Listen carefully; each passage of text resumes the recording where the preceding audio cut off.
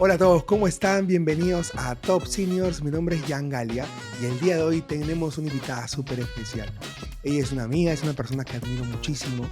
Es una capa, como diríamos en Perú, en todo el tema de longevidad y tiene distintos emprendimientos. Tiene, por un lado, No Pausa, que se encarga de visibilizar el tema de climaterio y menopausia, que ahora ella nos lo explicará mejor. Luego tiene un hub de innovación y de mucho estudio sobre el tema Silver, que es Long Data, y también es autora de libros. Hay uno que es totalmente indispensable que lo lean para poder estar en el mundo Silver, que es Generación X, ni jóvenes ni viejos. Así que para mí es un verdadero placer presentarles a Miriam de Paoli. Miriam, bienvenida. Hola, Jean. Hola a todos. Un gustazo estar acá. La verdad es que compartir con vos es un placer. Vamos empezando pidiendo un poco de disculpas a nuestra audiencia porque tanto Jean como yo estamos un poquito con las voces un poco tomadas porque recién estamos saliendo de una gripe, pero me parece que vamos a poder tener una charla bastante extendida e interesante sobre esas temáticas que nos apasionan. Exacto. Así que, bueno, empezamos. Nos encantaría que nos dieras tu visión sobre la brecha de género. ¿Cómo ves que se manifiesta? ¿Existe brecha o no en el mundo laboral y en especial en la comunidad Silver? Qué tema tan interesante, ¿no? Brecha de género. Hemos avanzado, sí hemos avanzado, pero por primera vez, por ejemplo, si nos podemos a pensar en la historia, 10% de las CEOs de las empresas de Fortune 500 son mujeres. 10%, pero somos 51% de la población. Creo que se contesta un poquito solo, ¿no? Si hay o no brecha. Otra cuestión de la brecha que tampoco es que se habla mucho es que nosotras mujeres tenemos la famosa edad de corte, o sea, cuando dejamos de ser interesantes para el mundo laboral, si hablamos de grandes corporaciones, a partir de los 40, 45 años, siendo que la edad promedio de una mujer CEO es 51 años. Entonces, ¿qué significa? Que tenemos también menos oportunidades de llegar a CEO, porque para un varón esa edad es entre los 50 y los 55 años, nosotras 10 años menos. Entonces, cuando vamos empezando a hablar de brecha de género, empezamos a ver también lo que, para quien nos está escuchando, ¿no? Que no saben que venimos ya hablando hace un ratito sobre esas temáticas, que es la famosa interseccionalidad, ¿no? O sea, todo se va tocando, o sea, tenemos la brecha de género que se agudiza con la brecha etaria, que se agudiza muchas veces con ser parte de la generación sándwich. Quien me está escuchando debe estar preguntando, ¿pero qué es la generación sándwich? La generación sándwich es hoy lo que nosotros llamamos la generación X, los nacidos entre 65 y 80, que estamos hoy cuidando a nuestros hijos y también cuidando a nuestros padres. Estamos en el lugar de trabajo. Estamos peleando para no ser excluidos ni invisibilizados en el lugar de trabajo. O sea que vamos viendo que en la construcción de nuestras identidades, con el paso del tiempo, se van dando varias interseccionalidades, ¿no? Miriam, para poner un poco a nuestra audiencia en contexto, tenemos a los baby boomers. ¿Están sándwich entre qué generaciones? Baby boomers, millennials. Entre los boomers y eh, los millennials.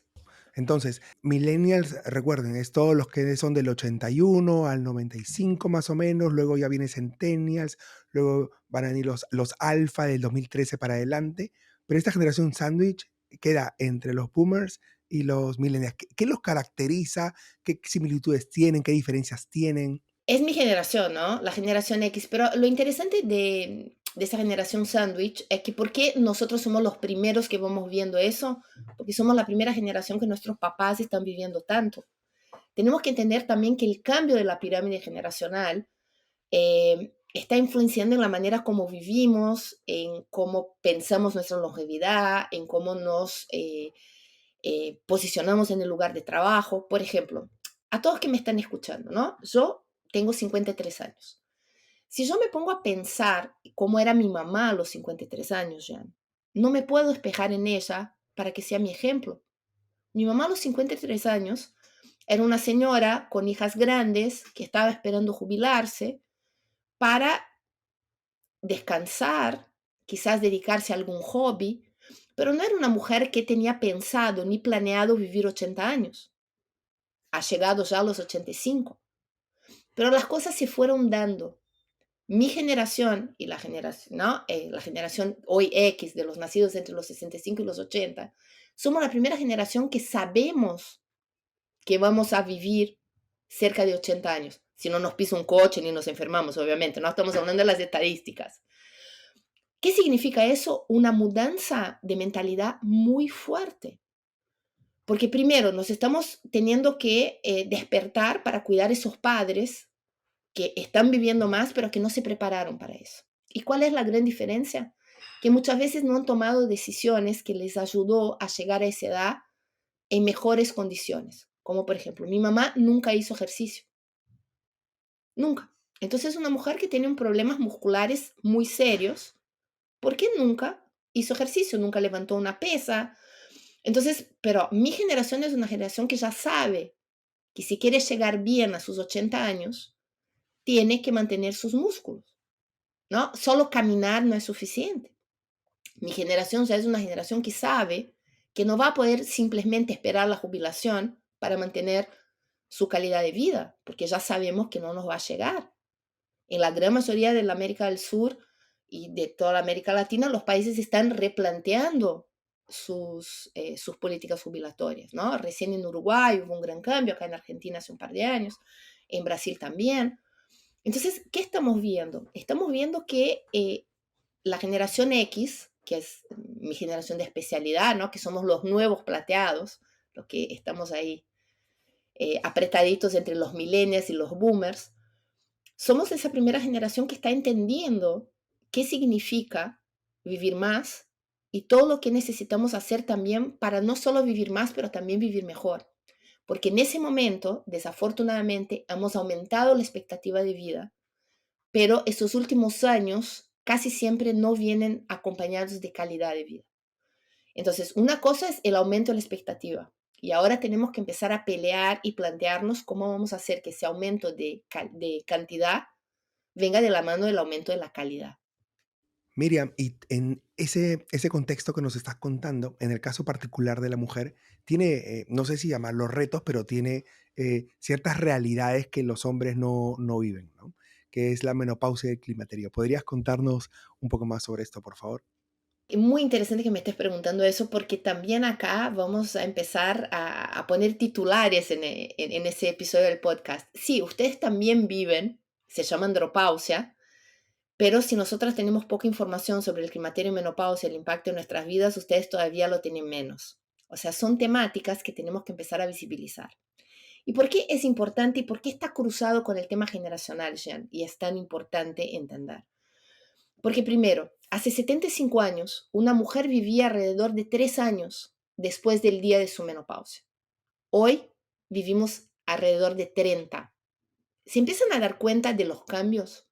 O sea, antes el climaterio menopausia, esta etapa que dura alrededor de 10 años, sí, sí, exactamente lo que me están escuchando, alrededor de 10 años, porque menopausia es un día de nuestras vidas.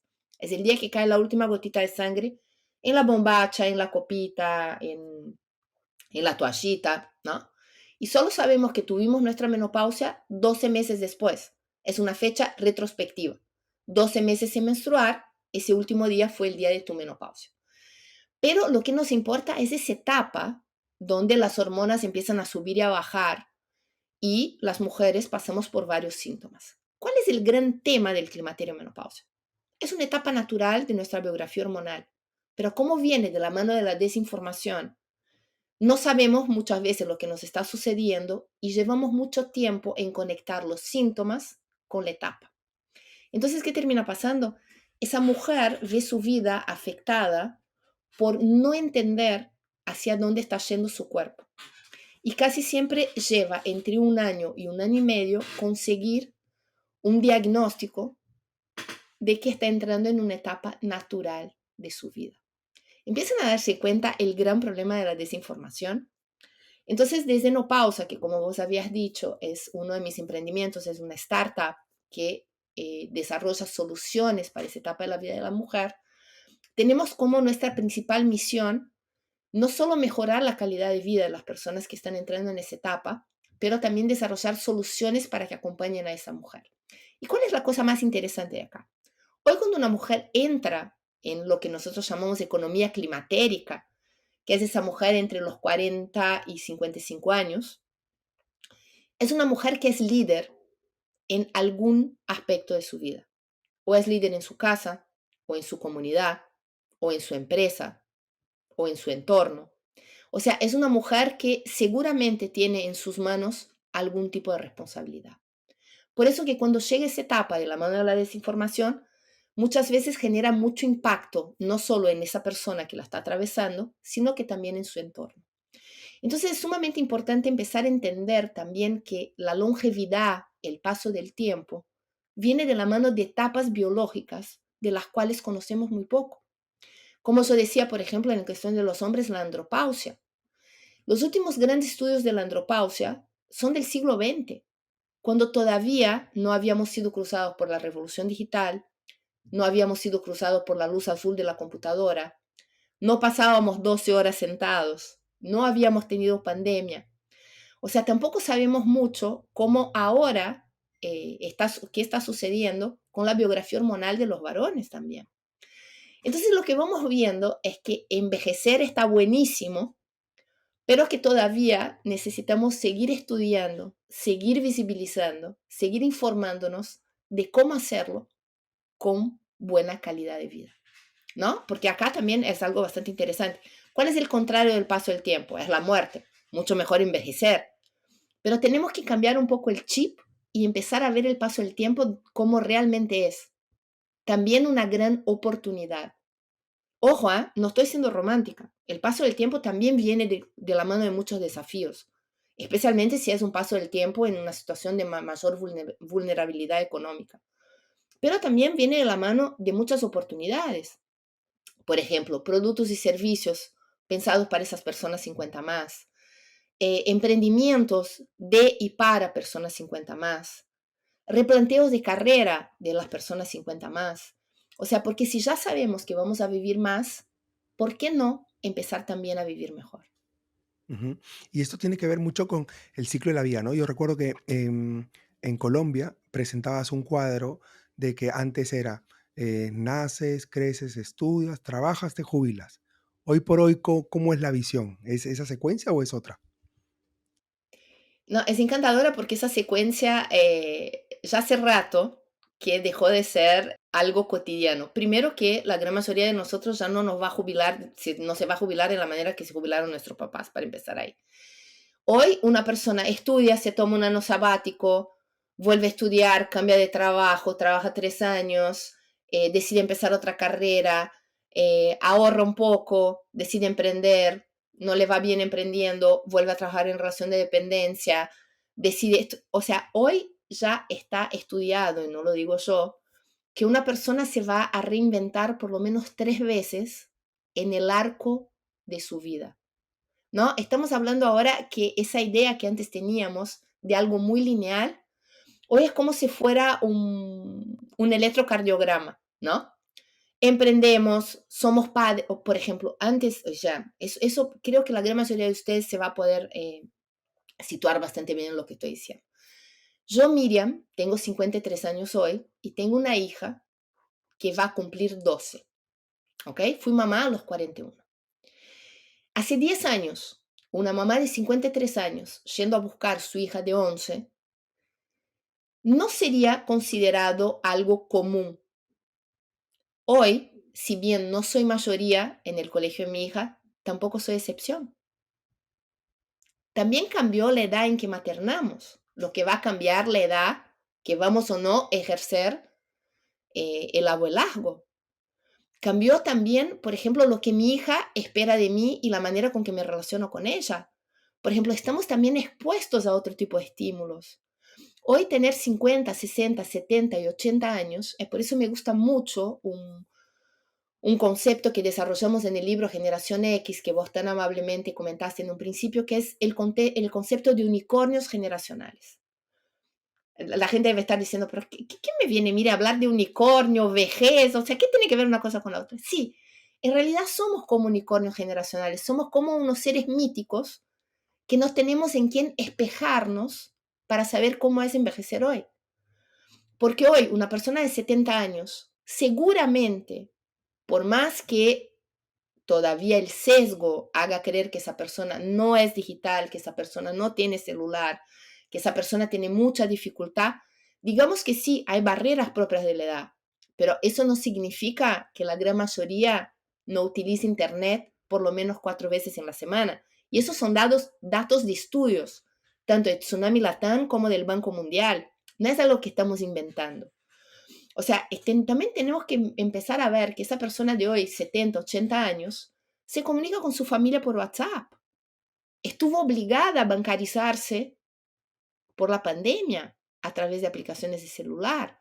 Entonces también estamos hablando de personas que están envejeciendo de una manera muy única. Entonces, ser unicornios generacionales tiene un montón de ventajas y también un montón de desafíos, porque para mí es muy difícil mirar a personas de mi edad, de generaciones pasadas, para entender cómo era tener 50 años. Y lo mismo le pasa a una persona de 60, una persona de 70 y una persona de 80. No voy a entrar en detalles de las personas 90 más, porque si bien existen y son cada vez más, todavía es un grupo etario donde, como pertenecen a la famosa generación silenciosa, ellos sí tienen una relación ya con los celulares, con toda la cuestión de la revolución digital un poquito distinta. Entonces, por eso, si ustedes ven que me freno un poquito en los 80, es que la generación silenciosa merece una mirada un poquito particular y distinta de los 60, 70 y 80, o sea, de los famosos, queridos y amados boomers. Yo recuerdo mucho una frase que tú dices, que es: "El concepto de viejo quedó viejo". Y recuerdo mucho que cuando yo tenía 20 y, teníamos un negocio en la familia, y yo quería ya tener 40 años, porque decía: "Ahí sí me van a prestar atención". Pero lo veía así como, súper distante. Ahora que tengo 40, me siento más joven de lo que en realidad pensaba que se sentía una persona de 40. Y quizás los que nos escuchan pueden levantar la mano, nosotros los vamos a ver mentalmente, la energía, pero quizás aquellos que tienen 50 o 60 también se imaginaban que esa edad era mucho más desgastante, o quizás, ¿cuántos de los que nos escuchan tienen 60 y dicen: "Oye, pero yo todavía me siento joven, o sea, todavía me siento activo"? O sea, no es... eh, creo que tenemos que aprender a vernos en las generaciones, que como era mi abuelo, seguro no va a ser mi madre cuando ahora que es abuela, ¿no? Entonces siempre en generación y generación cambian muchísimo. Exactamente, pero también pasa una cosa bastante interesante, que nuestras generaciones, al estar cruzado por la revolución digital, hubo un quiebre muy fuerte. Antes las generaciones cambiaban, pero eran cambios de una cierta manera un poquito más lentos. Entonces, hoy de verdad es todo mucho más abrupto, se dio y obviamente también estuvimos cruzados por la pandemia, pero lo que vos decís también pasa algo bastante interesante que a mí me gusta mucho, que es el concepto entre mapa y territorio, ¿no?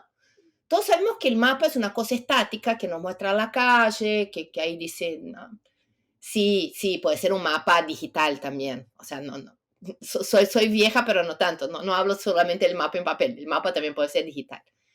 Y otra cosa es cuando vamos a caminar esas mismas calles en territorio, cuando las vamos a reconocer, vamos a ver las personas que viven ahí.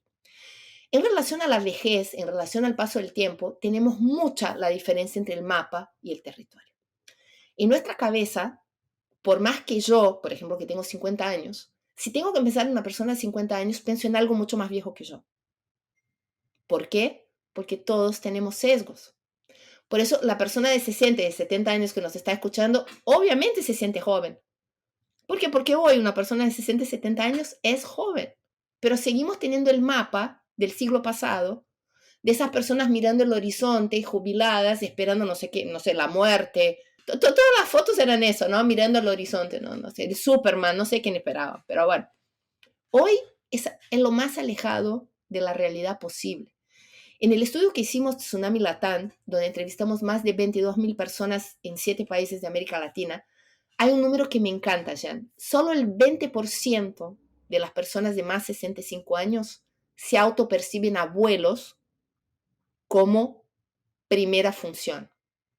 Mira qué interesante. Solo Como el 20%. definiéndose, solo el 20% se Sí, definía. Ok. abuelo. Y tenemos un 2% de personas de más de 80 años que se definen estudiantes. De nuevo, el tema de mapa y territorio. ¿Ustedes saben cuál fue la generación que más estudió online durante pandemia?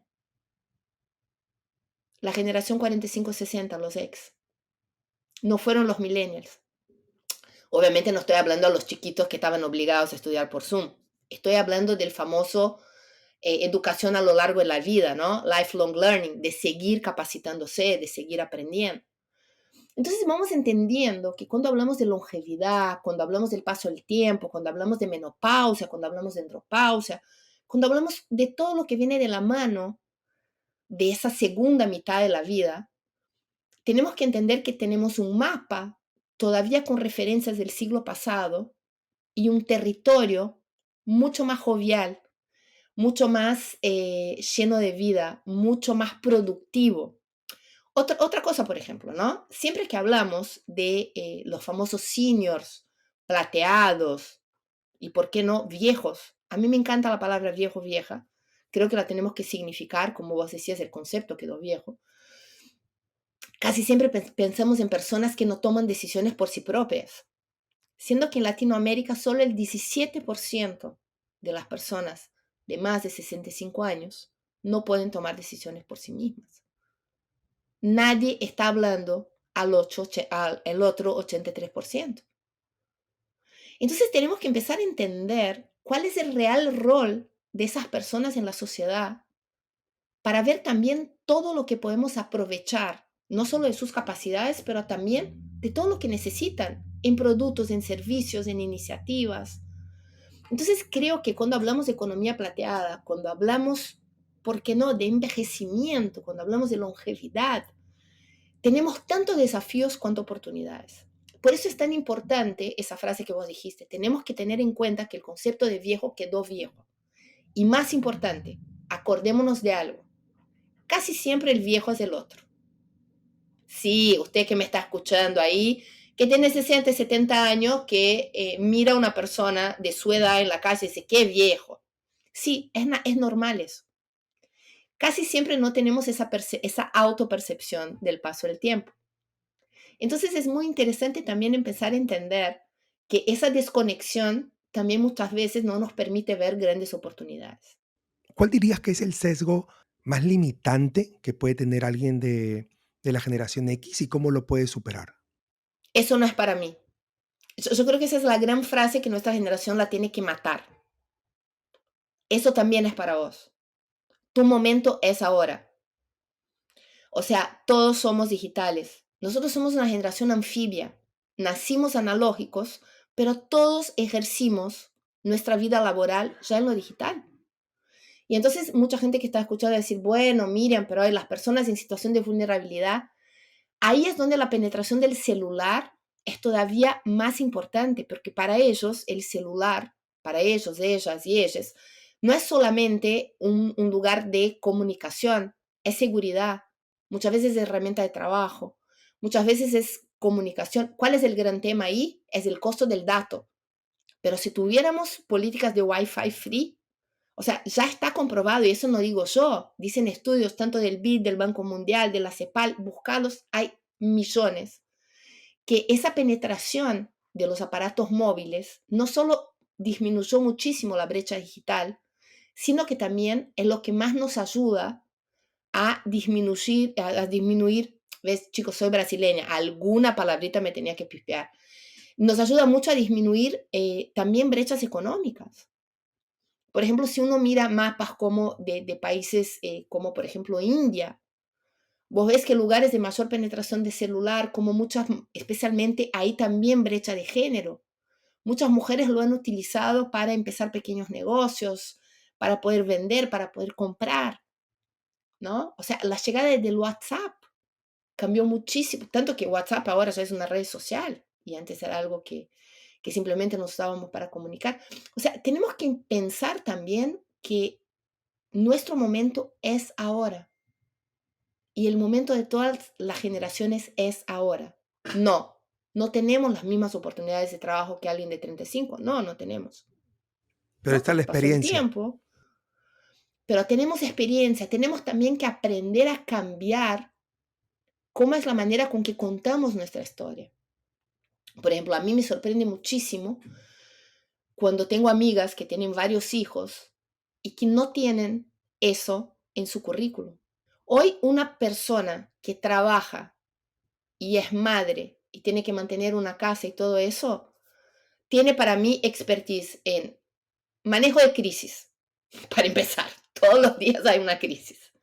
Segundo, debe entender muchísimo de economía y finanzas, porque si no, la casa no se sostiene. Desafortunadamente, todavía cae en la gran mayoría de los hogares esa tarea sobre la mujer, la de la compra, ¿no? De manejar cómo queda el presupuesto.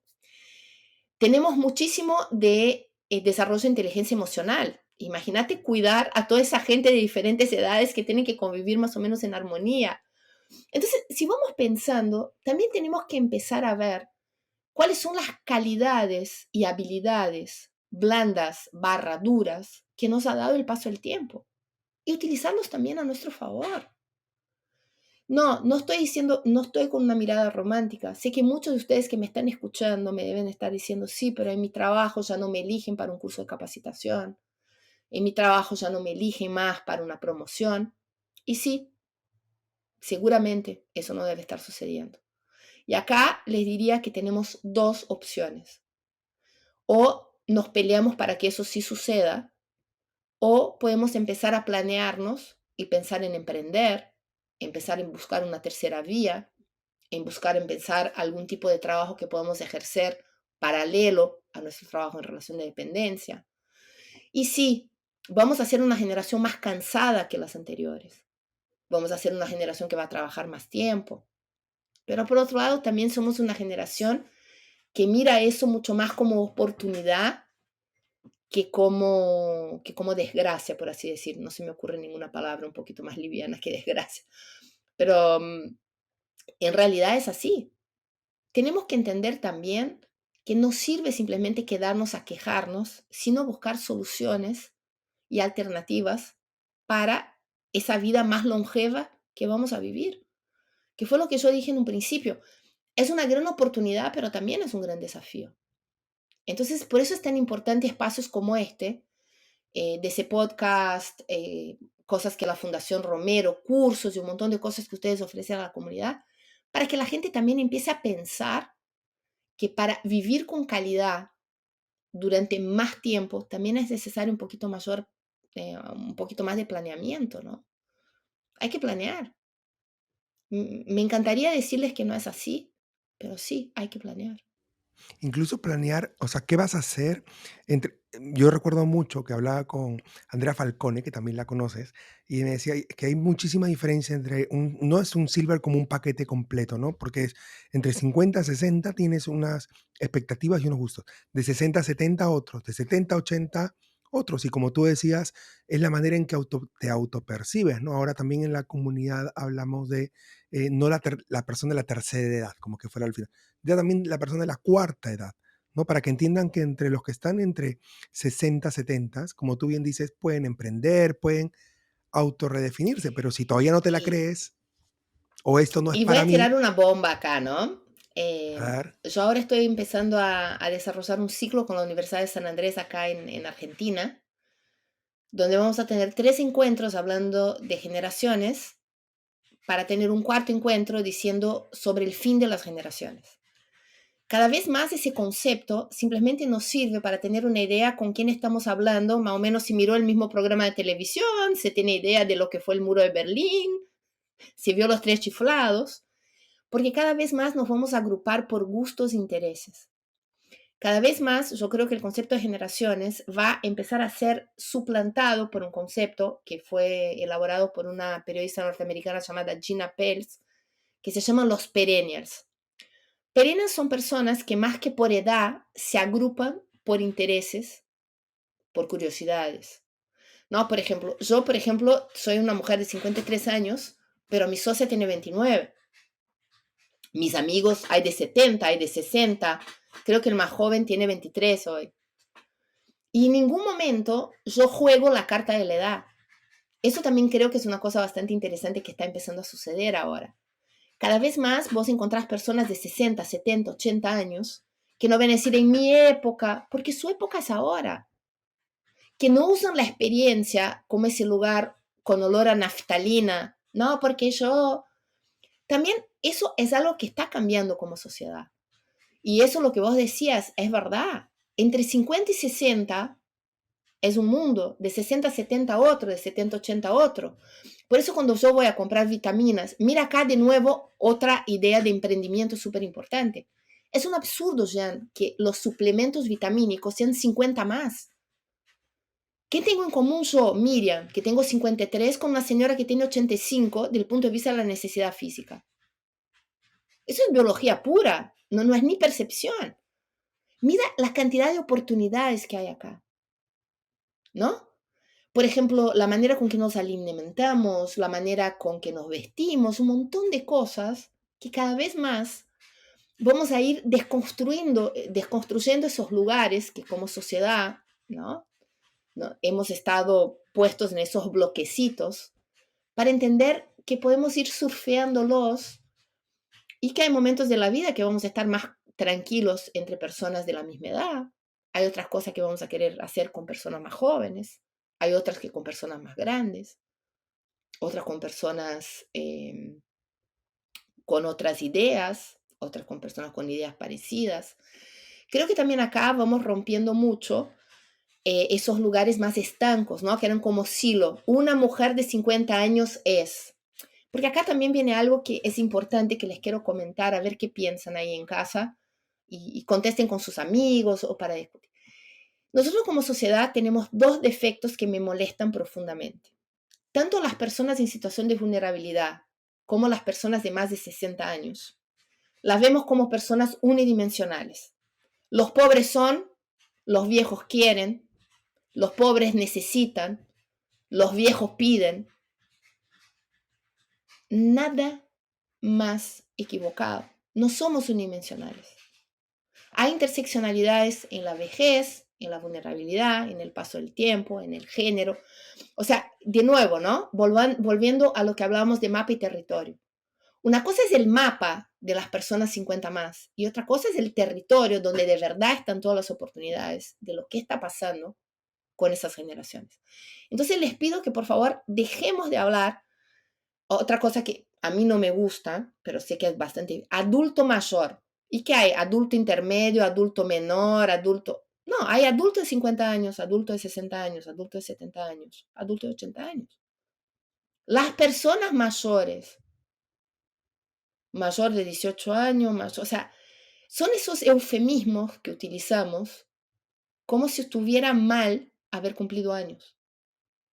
Yo, por ejemplo, miren, soy una mujer adulta de 50 años, 53 ya. Me gusta 50, de 53 años, con todo lo que eso implica. Y estoy casada con un marido que es un varón adulto de 57 años. Y tengo una madre que es una mujer adulta de 85 años.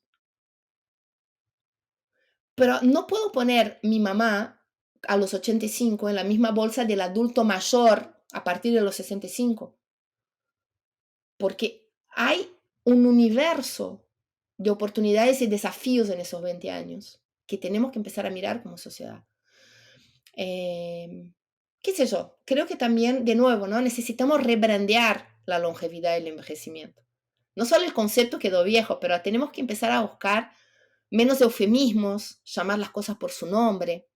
Y acá los que me están escuchando, nadie es abuelo excepto de sus propios nietos. Esa cosa de los medios de comunicación, el abuelo, la abuela, no es gracioso. Es infantilizador.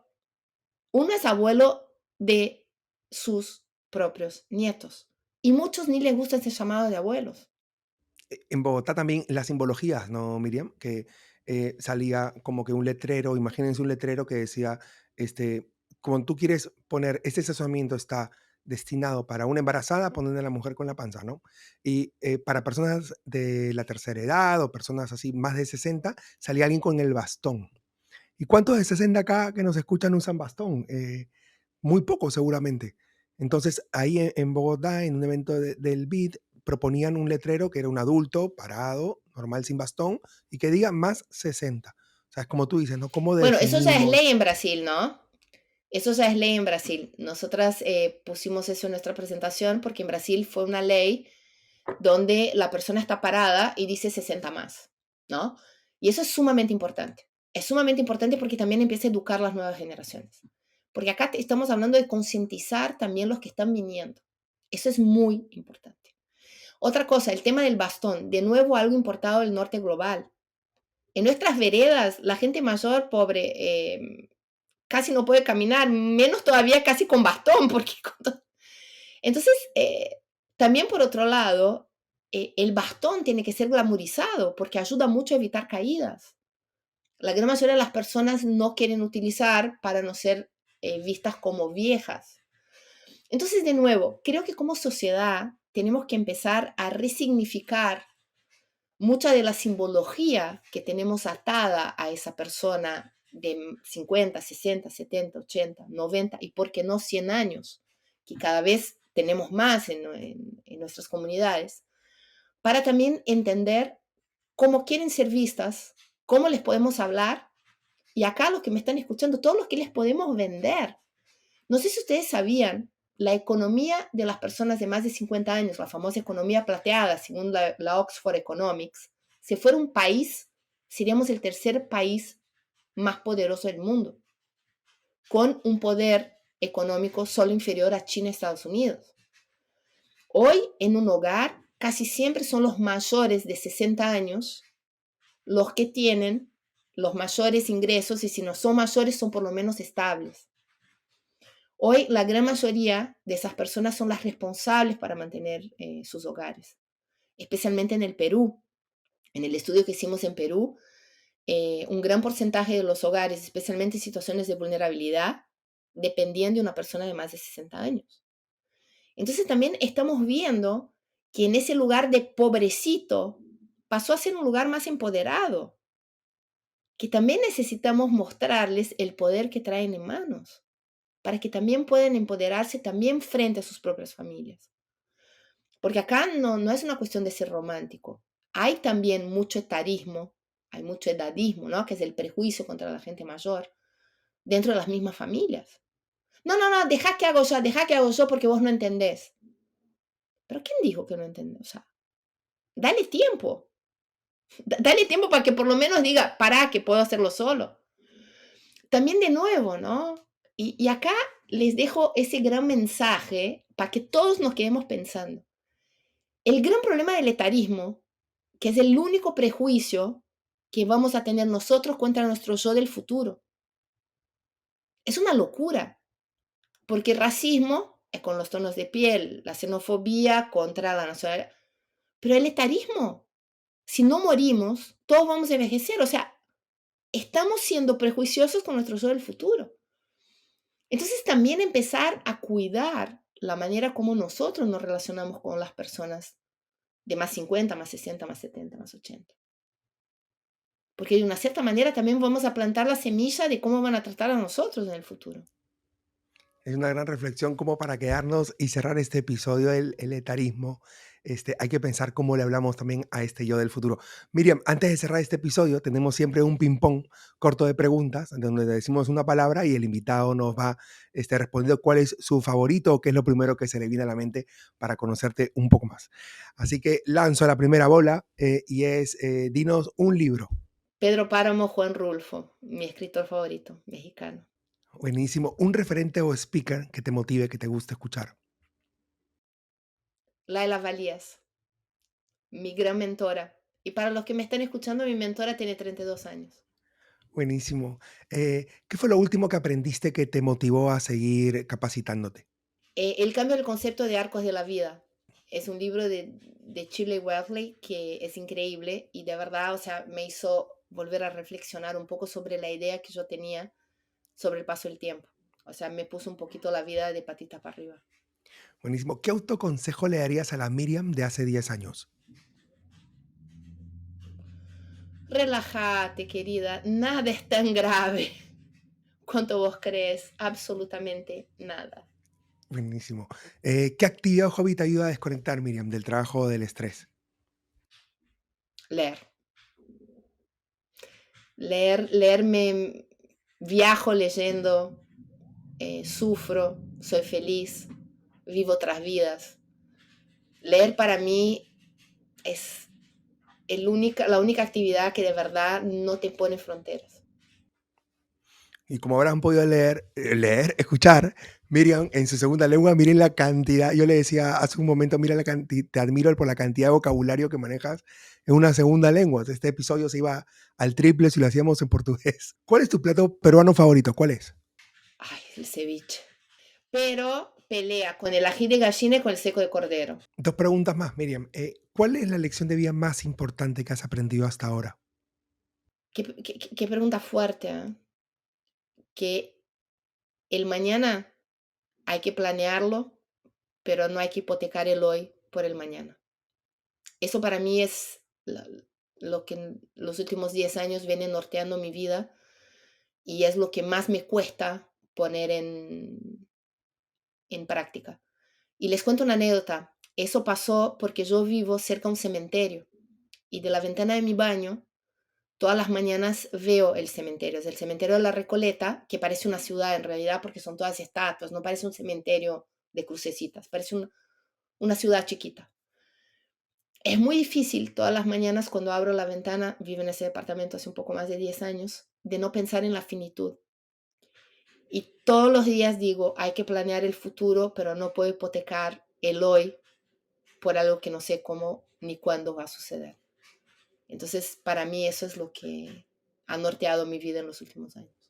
Me ha encantado esa frase, ¿eh? Me la voy a llevar acá marcada. Y finalmente, si pudieras adquirir un superpoder por un día, ¿cuál elegirías y por qué?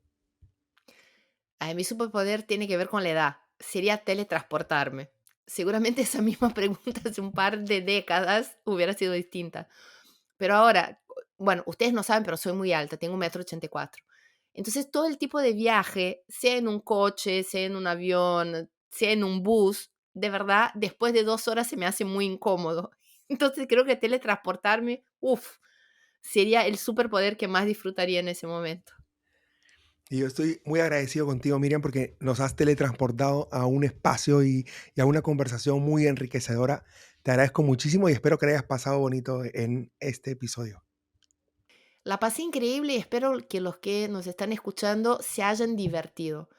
Porque en realidad, si no hay diversión, si no hay placer, hoy día no sé si tiene mucho sentido ni hacer las cosas, ni escuchar. Y me imagino, y por los otros episodios que he escuchado, el podcast de ustedes se caracteriza por eso. No solo por brindar mucha información, pero también por ser muy ameno y muy divertido. Yo la pasé increíble. Ojalá ustedes también lo disfruten así como yo. Buenísimo. Y a todos los que nos escuchan, en los comentarios les vamos a dejar los links de los emprendimientos de Miriam y también de lo del libro para quienes deseen leerlo. Ha sido un placer estar con ustedes. Muchísimas gracias por acompañarnos. Prometemos estar ya menos afónicos para el próximo episodio. Síganos en YouTube, en Apple Podcasts, en Spotify y pueden darle un like si les gustó este episodio. Conmigo será hasta una próxima oportunidad y gracias por acompañarnos. Chao, Miriam, gracias. Un beso grande.